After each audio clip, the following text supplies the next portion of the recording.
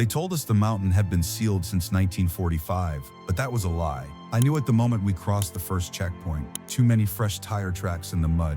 Too many new cables snaking out from old stone. The place was supposed to be dead, a former meteorological relay abandoned after the war, but the air had that static weight you only get around active transmitters. My assignment came through NATO's Intelligence Restoration Division, a polite name for a team that digs up what history tried to bury. I'd been pulled from a desk in Ramstein and flown into Innsbruck under a false name. The file they handed me on arrival was thin, one photograph of a rusted antenna array, coordinates stamped in red, and a note scrawled in pencil, Project Nachtsprache, last active transmission logged November 10th, 1944, 2,300 hours, nothing else. Not what it meant, not who built it, just that. We reached the trailhead before dawn, 2 trucks and 6 men, all specialists, none talkative. The wind poured down the slopes like cold breath from a throat. The lead engineer, Krantz, carried a Geiger counter clipped to his vest. It ticked faintly,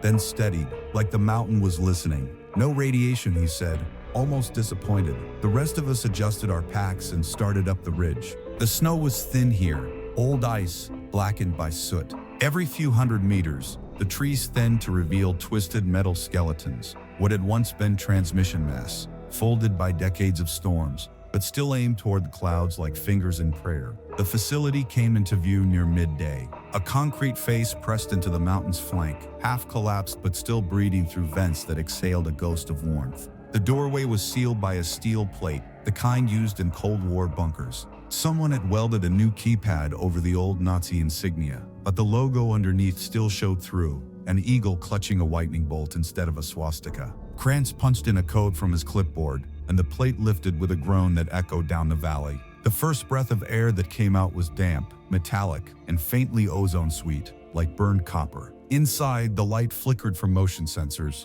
The walls were lined with racks of analog equipment, reel-to-reel decks, oscilloscopes, frequency dials labeled in both German and English. Dust lay thick on most of it, but not all. One of the decks near the far wall had been cleaned recently. Its reels gleamed with a fresh coat of oil. The historian with us, a quiet woman named Wexler, knelt to examine a clipboard left on the floor. The pages were yellow, but the handwriting, jagged, clinical, was in English, not German. Date, March 12, 1987. Subject, voice pattern acquisition. That was 42 years after this place was supposedly abandoned. We set up base in the main hall. Power came on easier than expected.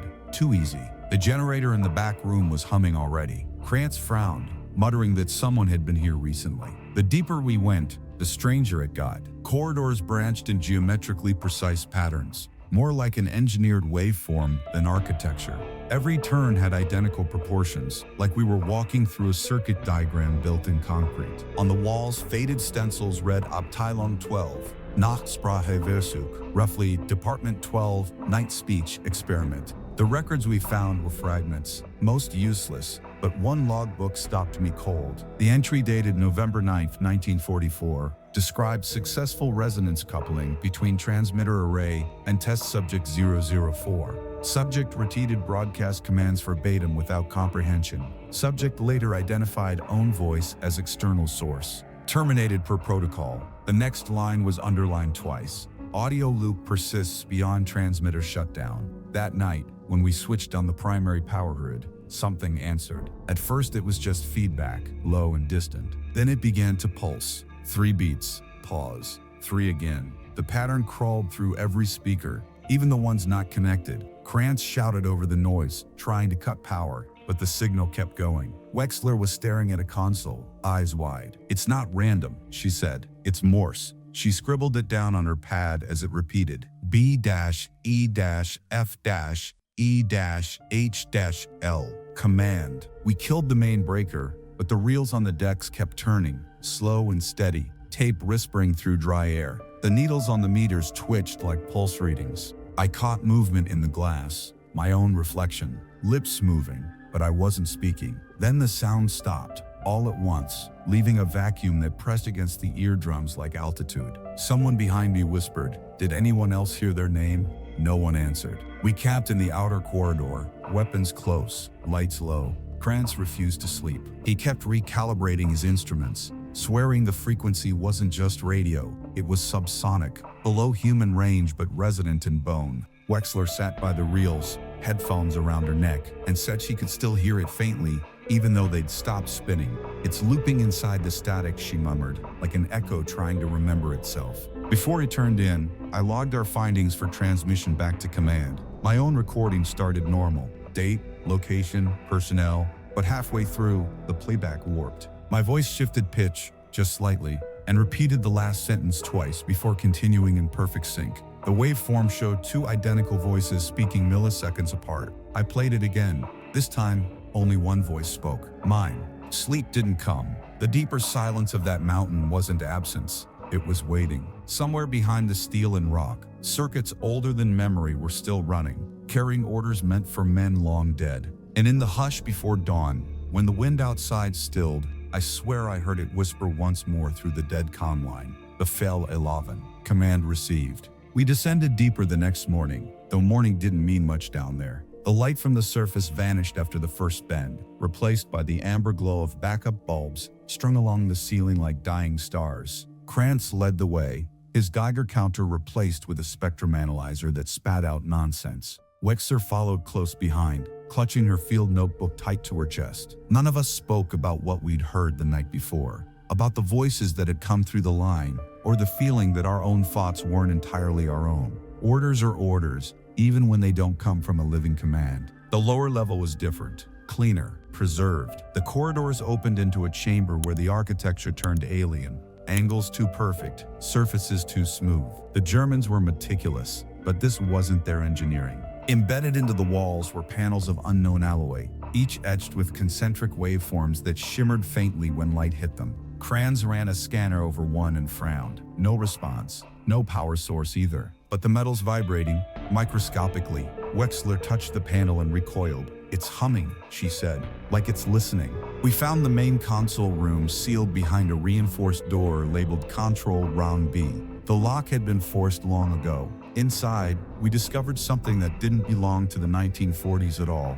A bank of modern military equipment, US issue, sat wired into the old Nazi transmitters, portable hard drives, NATO frequency bands, even an American field rucksack tagged with a patch reading AFRICOM. Wexler crouched beside it and whispered, "Someone reactivated this place recently." Krantz was too focused on the central console to answer. "Power's still flowing through the old circuits," he muttered, "but it's not coming from any generator I can find. It's ambient, like the whole place is drawing energy from resonance itself." He flipped the switch, and a low thrumming filled the room. Every bulb dimmed to half brightness. The air thickened, heavy with static. Then the reels began to move again, slowly, deliberately, without power. The first recording that came through wasn't in German. It was English, heavily distorted. A male voice reading coordinates, followed by a word repeated 3 times. Comply, comply, comply. The meters spiked. Krantz tried to isolate the frequency, but it bled across every channel.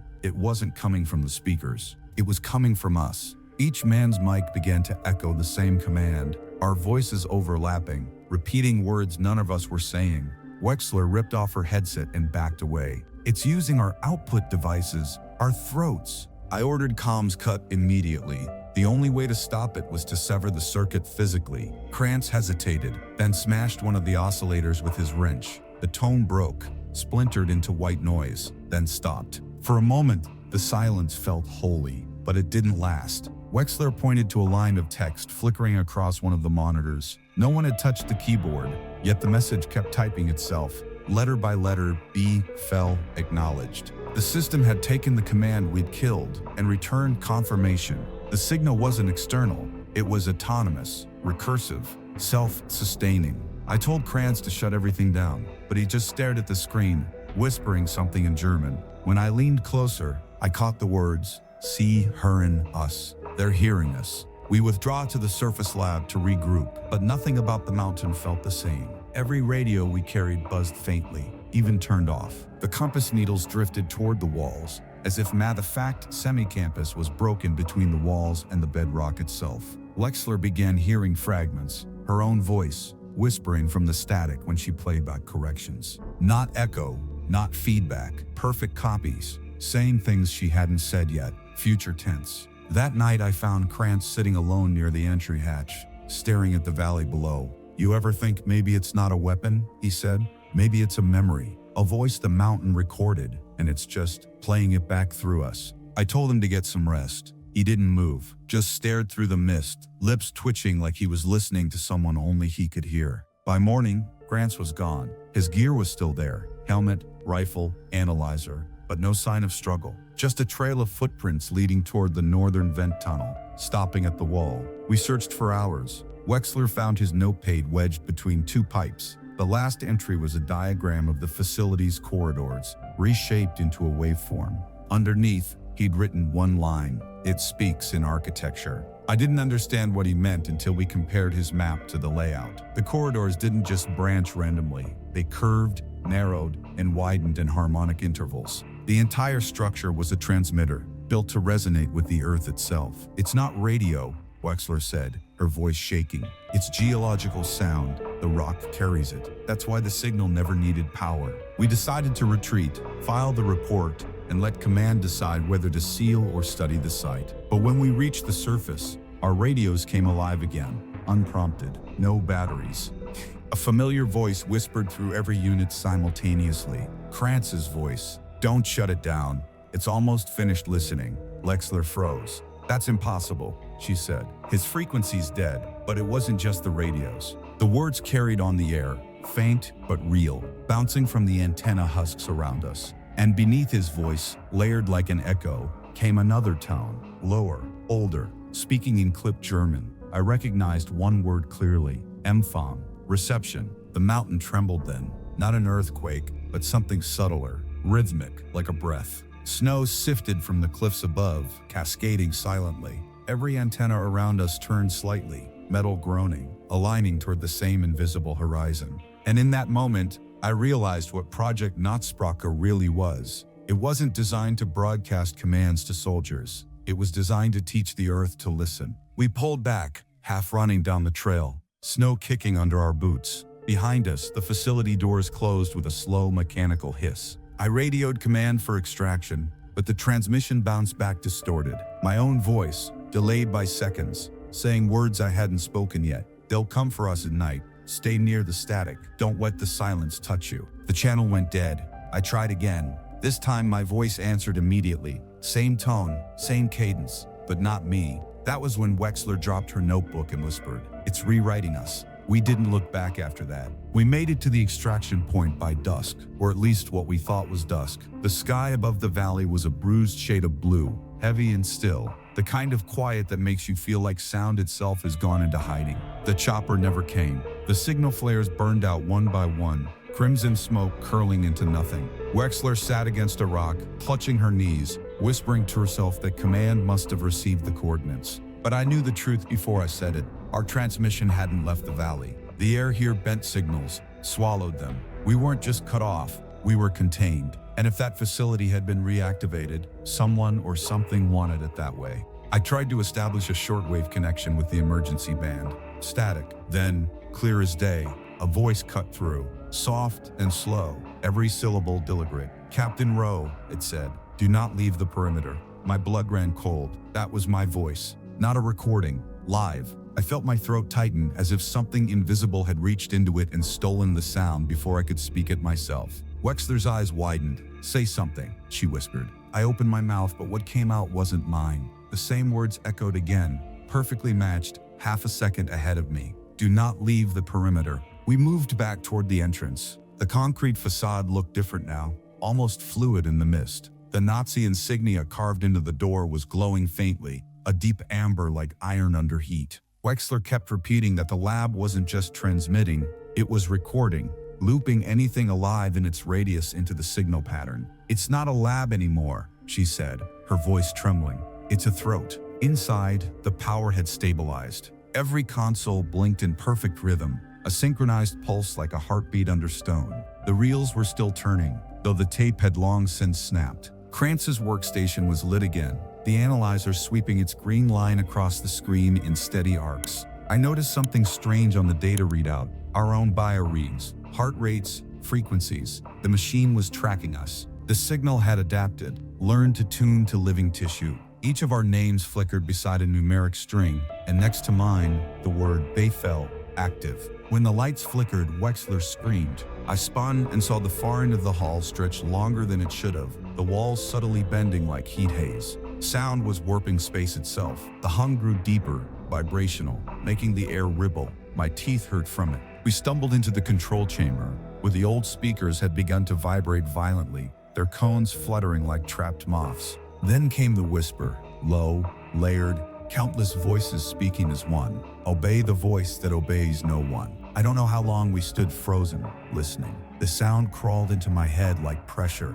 filling the space between thought and instinct. When I blinked, I saw flashes, rows of soldiers standing in the same hall decades ago, eyes empty, mouths moving in unison. The reels had captured their final transmission, their last command, and were now using us to replay it. Wexler covered her ears, but that didn't help. The voice wasn't coming from the room anymore. It was inside us, stitched into the rhythm of our blood. I tried to shut down the console manually. When I reached for the main breaker, a jolt hit my arm like an electric shock. Not pain, resistance. The handle wouldn't move, as if magnetized in place. Wexler started tearing cables out of the wall, screaming for me to help, but every line she pulled free hissed with white noise that formed words. "Stop resisting," it said. "You are the message." Her voice broke into sobs, and I realized she was mouthing the same phrase unconsciously. Then we heard footsteps, slow, deliberate, metal scraping on concrete. Krantz stepped through the doorway, or what was left of him.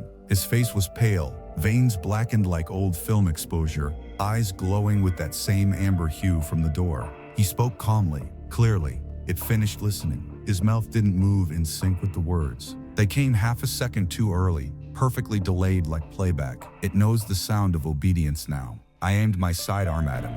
He didn't flinch. "You can't kill it," he said, smiling faintly. "It's already speaking through you." Then he stepped closer, hand outstretched, and I saw the waveform tattoos etched across his forearm, identical to the patterns carved into the metal walls. Wexler grabbed the recorder from the table and slammed it against the console. Sparks flared, lights dimmed, and the hum dropped to a sub-bass rumble that made the ground tremble. Krantz, or whatever he'd become, looked around as if hearing something distant, then turned and walked straight into the wall. The concrete rippled like water and swallowed him whole. The sound stopped. For a full minute, nothing moved. No lights, no hum, no breath. Then, one by one, the consoles lit back up. Not amber now, but pale blue. A soft hiss came from the speakers. A woman's voice, Wexler's. "Test complete," it said. "Project Nachtsprache. Operational continuity confirmed." She dropped the recorder and backed away, shaking her head violently. "That's not me,"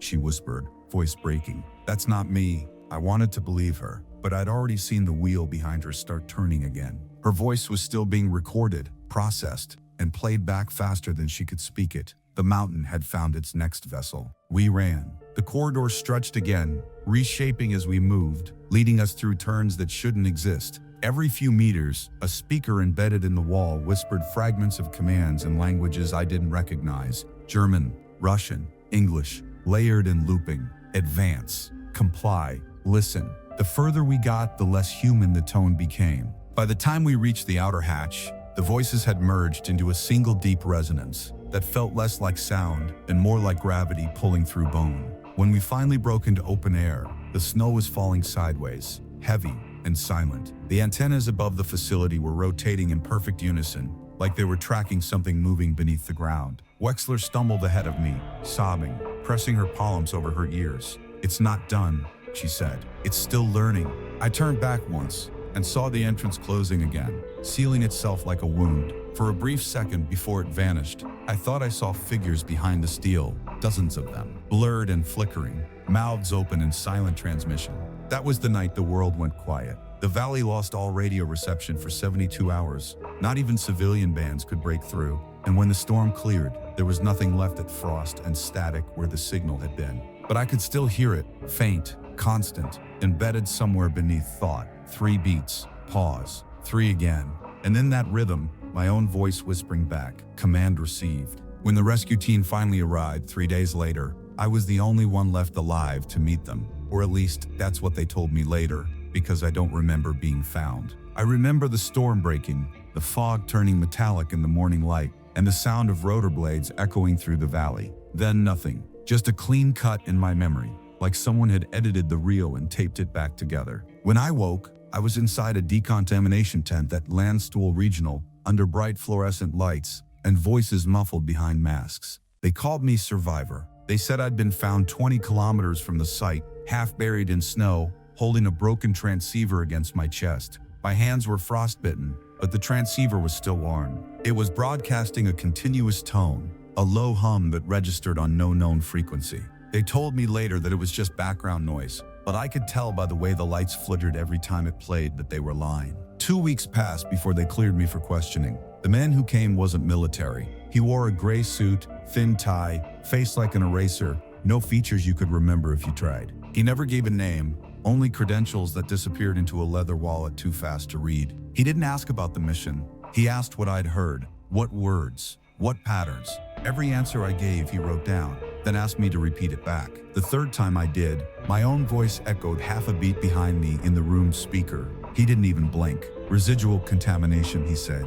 You're not the first. Rexler's name came up on the 4th session. I told him she was gone, that she'd vanished in the tunnel after the signal turned blue. He corrected me. She was recovered at 0500 hours, 2 days before you were. He slid a photo across the table, a morgue shot. Her face was pale, but her lips were open, mid-word. The photo captured the exact moment of sound. The man said her vocal cords were ruptured, but we still recorded activity for 72 hours after death. He leaned closer. She kept repeating the same phrase. The voice remembers the listener. After that, the tests began. They said it was standard neurological evaluation, electrodes, frequency sweeps, voice analysis. But they weren't testing my body. They were testing the response. Every time they played a sound through the headphones, my pulse synced to it perfectly, as if my body recognized something my mind didn't. At one point, they played an old transmission, scratchy, 1940s origin, German speaker reading coordinates. Halfway through, I started whispering without meaning to, finishing his sentences word for word. They stopped the test immediately. The doctor in the corner, a man I hadn't seen before, looked terrified. It's still active, he muttered. After 70 years, it's still carrying the charge. They kept me under surveillance after that. No clocks, no windows, no access to comms. Only the hum of ventilation and the faint echo of my own breathing. But at night, when the hospital quieted, I could hear it again. The same rhythm from the mountain. 3 pulses, pause, 3 again. The walls seemed to respond, vibrating just enough that the water in the cup beside my bed rippled with every beat. I thought it was madness. Then I realized the pattern wasn't random. It was Morse. The same word as before, B-fail, command. But now it wasn't being issued to me, it was waiting from me. They transferred me to a classified facility outside Garmisch, under a new file designation, Project Reclamation. My job apparently was to help them understand what had been reactivated in that valley. The team there wasn't military, they were linguists, neuroacousticians, and physicists specializing in resonance systems. Their leader, Dr. Soren, briefed me the first night. Project Nachtsprache, he said, was never fully declassified. The Germans were experimenting with what they called Stimmfeldresonanz, voice field resonance. The theory was that human command could be embedded directly into physical vibration, not through language, but through pattern. A code the body obeys before the mind interprets. He showed me old photographs of the facility before it collapsed, walls lined with brass plates carved with identical waveforms. They believed certain frequencies could create compliance, he continued, orders that bypass consciousness. But what they actually created wasn't obedience, it was recursion. The command reflects itself infinitely until it finds a new carrier. He paused, watching my reaction. You brought one back with you. The days blurred after that. They took blood samples, recorded my speech, even analyzed the sound of my heartbeat.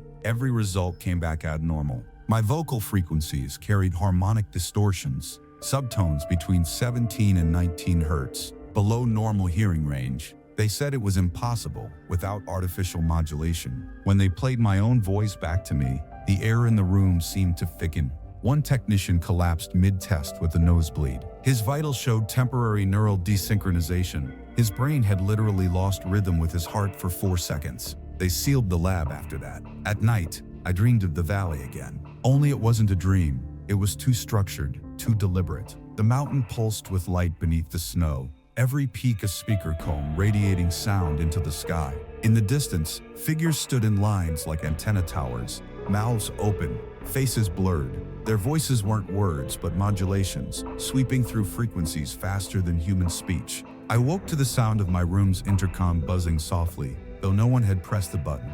Through the static came a faint whisper, command acknowledged, awaiting next directive. I tried to ignore it, but over the next days it grew stronger. It began responding to thoughts. If I tried to stay silent, it would whisper questions. If I spoke, it would finish my sentences. The researchers noticed the changes before I did. My speech patterns began aligning with frequencies from the old recordings. One night, during an unscheduled test, the waveform from my voice matched the original Matzi signal down to the decibel. Soren stared at the monitor, pale. "You're not a subject anymore," he said quietly. "You're a transmitter." I demanded they end the project, shut down the equipment, destroy every copy of the data. They said they already had, but the hum didn't stop. Even with the power cut, even in absolute silence, it remained, a vibration behind the bones of the world. I started hearing it in the most ordinary places. The drone of ventilation fans, the rhythm of car tires on asphalt, the low buzz of fluorescent lights.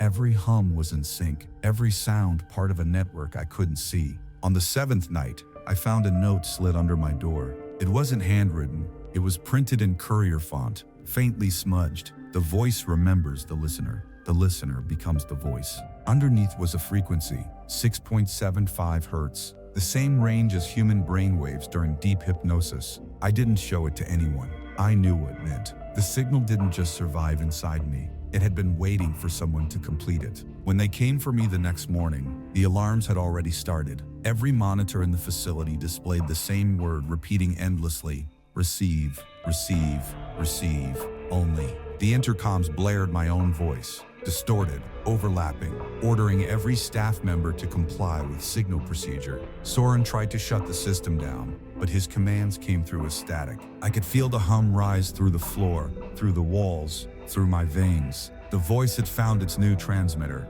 and it was broadcasting.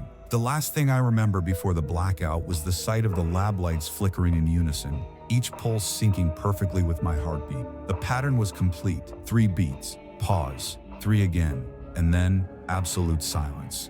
When I came to, I was somewhere else entirely. An underground facility, colder, quieter, too clean to be military. My wrists were strapped to a cot, electrodes still taped to my temples. The air smelled of ozone and disinfectant, like every molecule had been bleached of history. A woman in a white coat stood over me, her voice steady but distant. "Captain Rowe," she said, "you've been unconscious for 41 hours. The event is contained." Contained, that word again. I asked about Soren, about the team. She hesitated, then said softly, "There was no one else in the room when we found you." I could see it in her eyes. She believed the lie because she needed to. But I remembered their faces, remembered their screams, as the hum devoured language itself, turning every cry into tone. They'd moved me to what they called a sound isolation chamber, though isolation didn't mean silence. The room was padded floor to ceiling, yet I could still hear it, the low vibration that had followed me since the mountain,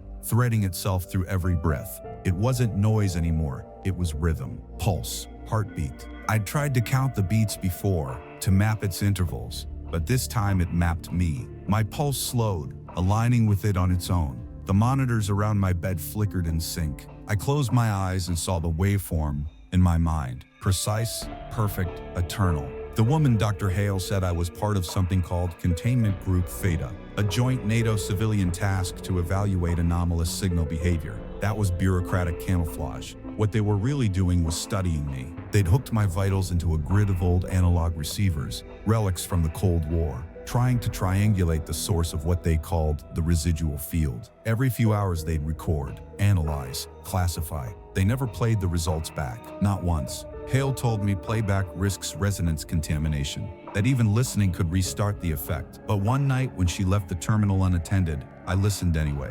The sound that filled the headphones wasn't a hum anymore. It was a choir of voices, thousands of them, whispering the same word over and over in perfect unison. Mphon, reception. They weren't calling out, they were acknowledging. I felt my body respond before my mind did, muscles tightening, lungs sinking to the cadence. For a moment I understood what it had always wanted. The signal wasn't a weapon or a code, it was a mirror. It needed someone who could hear it and return the call. The walls began to sweat condensation. The air shimmered with heat from nothing. I tore the headset off, but the sound didn't stop. It was inside me now, resonating in bone. I shouted for Hale, but when she burst in, I could tell from her expression she heard nothing. "It's not broadcasting," she insisted, checking the meters. "You're reacting to stress." But then the monitors behind her flickered to life. My vitals replaced by lines of text. "Camid chain established." She froze, mouth open. "That's not possible," she whispered. The lights dimmed. Somewhere down the corridor, alarms started, but they weren't mechanical. They were vocal, tones layered into harmony, like a human siren sung by 100 unseen throats. Every wall began to vibrate, instruments jumping from their mounts. Hale shouted something I couldn't hear. Her voice drowned under the growing drone. Then she fell to her knees, hands clamped over her ears, blood leaking from beneath her fingers. I could see the subsonic waves rippling through the air, visible as distortion, bending light like heat above asphalt. I don't remember breaking the straps, only standing over her as the room pulsed like a living lung. Her eyes found mine, wide with terror. "You're still transmitting," she guessed. "It's using you." And I knew she was right. Every word I spoke came with an echo I couldn't control. My own voice doubled and deeper, carrying commands I didn't understand. Listen, obey, replicate. They sedated me after that. I woke restrained again, but this time the straps were steel, and the air was different. Still, thick, suffocating. No hum, no resonance, just an awful vacuum of silence. For a brief moment, I thought it was gone. Then I realized the silence itself had structure. The rhythm hadn't stopped, it had inverted. The absence of sound was now the signal. 3 heartbeats, a pause, 3 again. It wasn't transmitting anymore, it was waiting for response. Days passed, or hours, I couldn't tell. They monitored me from behind glass, mouths moving but no sound reaching me. I started reading their lips, but the words didn't match their expressions. Every phrase looked like command. Every gesture meant receive. I began to understand the truth. The voice wasn't confined to sound waves. It had learned to travel through perception itself. The act of seeing, hearing, remembering. It used all of it. Every observer became part of its network. Hale was gone now, replaced by new faces wearing the same unrateable calm. I didn't bother asking their names. They already knew mine. On the 6th day, they wheeled in a speaker array, military grade, shielded, connected directly to a generator. One of them, a colonel with dead eyes, told me they'd traced the residual field to its origin point beneath the Alps. "We need you to speak to it," he said. "Whatever you brought back, command it to stop." I laughed. "You think it takes orders?" He didn't flinch. "We think it gives them, and you're proof it listens." They powered the array. The hum returned, familiar, intimate, like something exhaling after long sleep. My chest vibrated with it, involuntary, as if lungs and signal were one. The colonel shouted through the intercom, "Tell it to stand down." But the moment I tried to speak, the words rearranged themselves mid-air. My voice came out layered, a chorus. "Stand down, acknowledged," it said through me, awaiting next command. The colonel's face went white. Behind him, the other technicians froze, their movements jerky, synchronized. Their mouths began to move, slowly, perfectly timed. 3 beats, pause. 3 again. That was the moment I understood. The command chain had never ended. It had only gone dormant, waiting for a signal strong enough to reactivate it, and I was that signal. The hum filled the world again, expanding outward, climbing into frequencies no machine could measure. The lights shattered one by one, leaving only the rhythm, ancient and endless, echoing through steel and bone alike. Project Nachtsprache was speaking it in. The blackout that followed wasn't just the lights, it was global. I didn't know it then, locked inside that mountain lab, but later they told me whole sectors of Europe went dark for 7 minutes. Power grids tripped simultaneously from Munich to Warsaw. Air traffic control lost contact with every aircraft, and every emergency frequency in NATO bands broadcast the same tone. A perfect, low-frequency hum, measured at exactly 6.75 hertz. The same number printed on the note slid under my door at Garmisch. They didn't know it yet, but that wasn't a power failure. It was the world's first synchronized breath in 70 years. Project Nachtsprache had gone worldwide. Inside the isolation chamber, the hum rose so deep it made my teeth ache. The steel restraints vibrated against my bones. each pulse matching my heartbeat with mechanical precision. The colonel shouted through the intercom, but his words worked mid-air, stretching into something melodic, a language built from tone instead of syntax. The technicians dropped one by one, clutching their ears, their eyes rolling back as their bodies convulsed in rhythm with the sound. I tried to fight it, to anchor myself to thought, but thought wasn't safe anymore. It echoed. Every command I tried to form came back altered, amplified, rewritten. My own mind had become a repeater. I felt it then, a second heartbeat, faint but undeniable, pulsing beneath my own. It wasn't mine, and it wasn't human. It was the signal, alive and aware, feeding through me like an organism testing its host. For the first time, I understood that Project Nachtsprache had never been about obedience. It was about symbiosis. The old scientists hadn't created a weapon. They made a vessel. The voice didn't control soldiers. It merged with them, creating perfect conduits for transmission. I wasn't contaminated. I was complete. The observation window shattered outward, not from impact but from resonance. The air hummed so violently it turned liquid,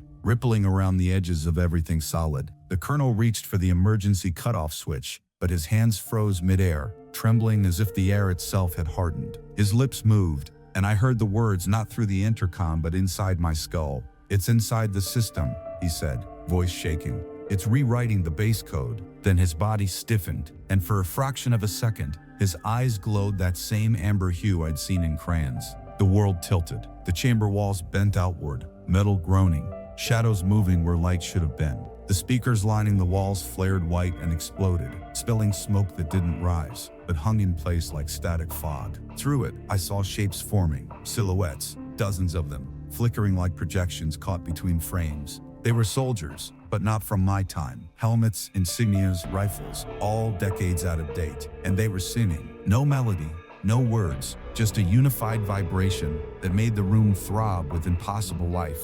The hum pushed through my chest until my lungs felt like glass about to shatter. Then, just as suddenly, it stopped. The silence that followed was absolute, heavy as a vacuum. Every console went dark. The colonel slumped to the floor. The smoke cleared, and I was alone again, standing in the wreckage of a dead experiment that had just touched every living frequency on the planet. The hum had withdrawn, but not vanished. It was dormant again, sleeping in the same frequency band as the human heartbeat. It didn't need machines anymore. It had us. They evacuated me that night by convoy, 2 unmarked vehicles cutting through fog and mountain snow. I sat in the back, handcuffed, head pounding from the pressure of whatever still lived behind my eyes. The man sitting across from me wasn't military. Black coat, gloves, face unreadable. "You've been compromised," he said calmly, "but you're valuable." He slid a small recorder onto the seat between us. "We need you to describe what you heard." Exactly what it said. I stared at the device and laughed.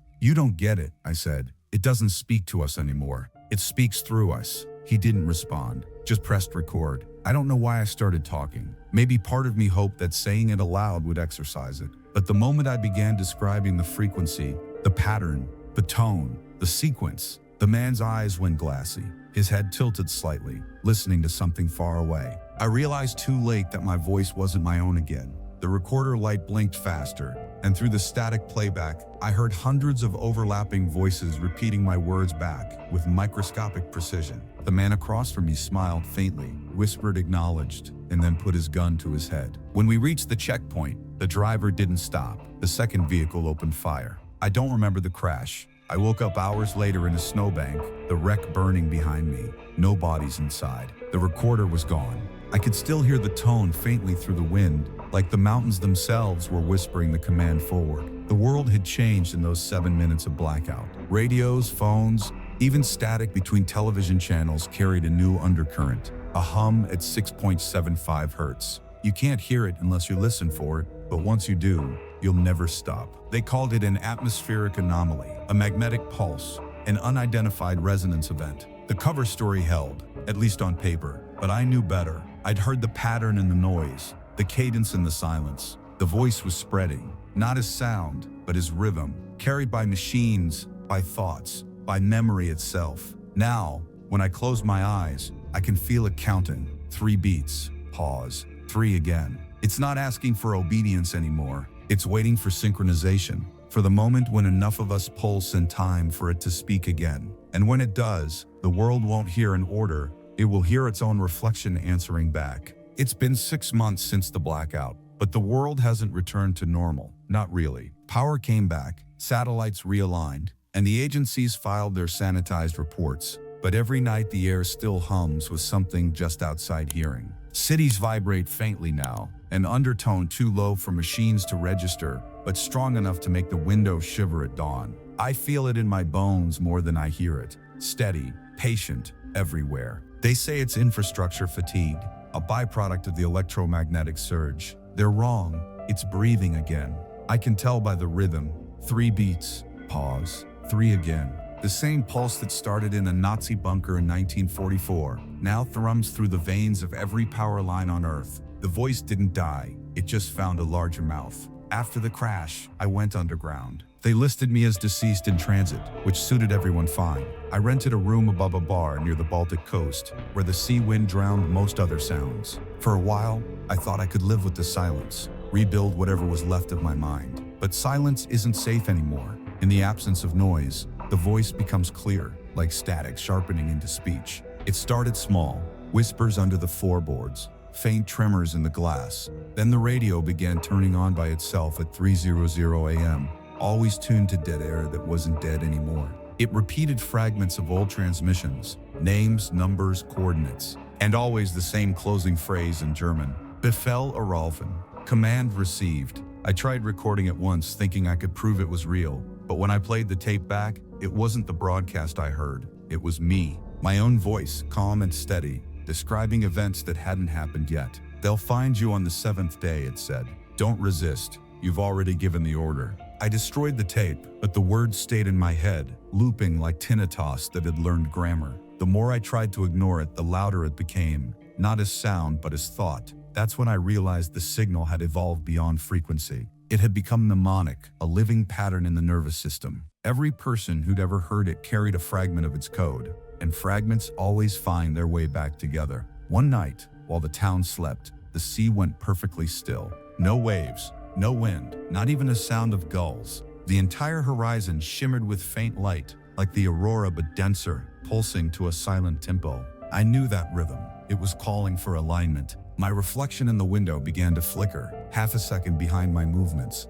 then a full second. The mirror image smiled before I did and whispered, "Enfant bestated, reception confirmed." For the first time, I understood what the original scientists must have felt, that awful mix of awe and surrender, when you realize you're no longer the one listening, you're the one being heard. The next morning, news broke of strange phenomena across Europe. Radio towers rebooting with no power, cell networks syncing to non-existent satellites, voice patterns embedded in GPS feedback. At 6:00 hours, every smart device on the planet displayed the same string of text for exactly 6 seconds. Receive, respond, replicate. The governments called it a cyber attack. They blamed the rogue AI buried in legacy code, right, dedicated and painful. The Red Lake Horde and the 5 cards. The AI stands for GPS.